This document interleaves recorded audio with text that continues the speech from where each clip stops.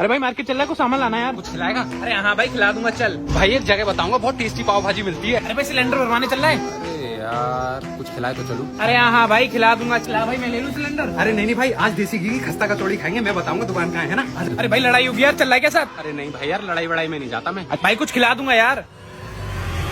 भाई यार एक जगह के मोमोज बहुत फेमस है, वहाँ लेके चलता हूँ तुझे, है ना।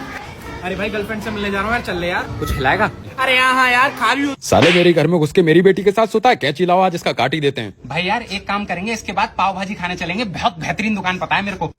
इसका भी काटो। साले लौंडिया भगा के ले जा रहा था, अब जब जेल में जाएगा ना तब पता चलेगा। अरे भाई यार ये मुझे जेल ले जा रहे हैं, चल रहा है साथ? जेल? कुछ खिलाए तो चलूं। अरे हाँ भाई खिला देंगे बहुत कुछ। एक बहुत बेहतरीन जगह है भैया, बेहतरीन आलू के पराठे मिलते हैं, मैं बताऊंगा दुकान, बस थोड़ा रोक के चलना। अबे चल। भाई यार बस तू ही एक मेरा अच्छा दोस्त है जो मुझे कभी खिलाने को मना नहीं करता।